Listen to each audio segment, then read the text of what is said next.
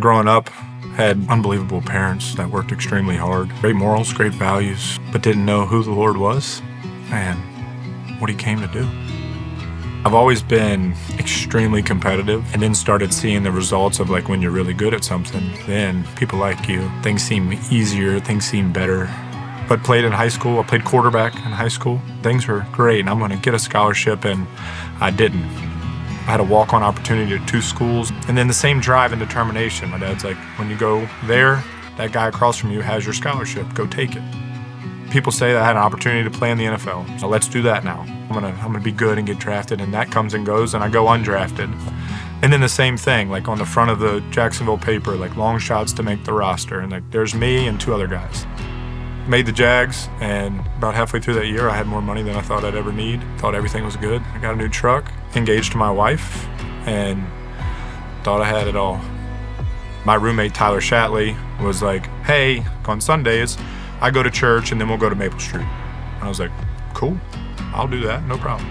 Ended up coming to 1122 one weekend, and then from then on out, I just kept going with him. Joby preached a sermon, you ever climbed all the way up the ladder and it's up against the wrong wall. I was at the top of the ladder in the NFL, had all the things, made the team, making money, all that checked off, and I was up the wrong wall. I'm starting to figure out this thing, and then I'm like, my identity's not in football, no way.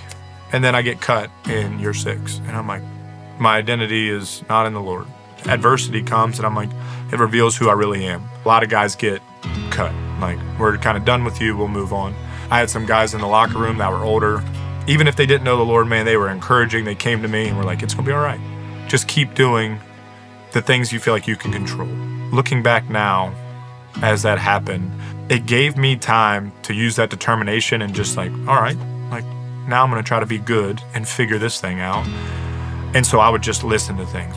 I'd hear sermons that I felt like could help me play better at football.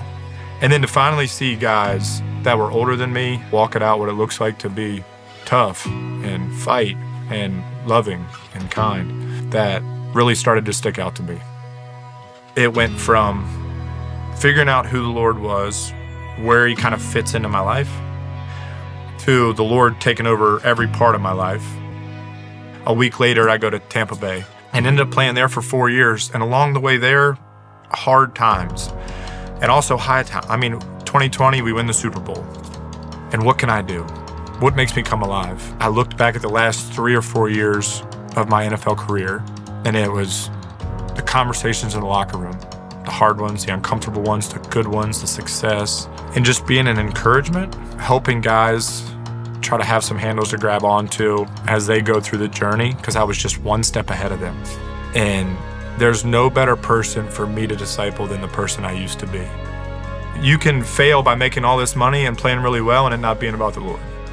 God can use sports and God can use my story to plant seeds with them and to show them what it looks like to go after your goals, to be, quote, successful on the field and on the court, and to do it out of obedience to the Lord, do it out of a relationship with the Lord. And success in that is kids coming to know the Lord through sports. My whole life was like this root of like work to prove people wrong, work for man. What will they think of me? And once I get there, then. And so whatever I do now, I just try to work heartily as for the Lord.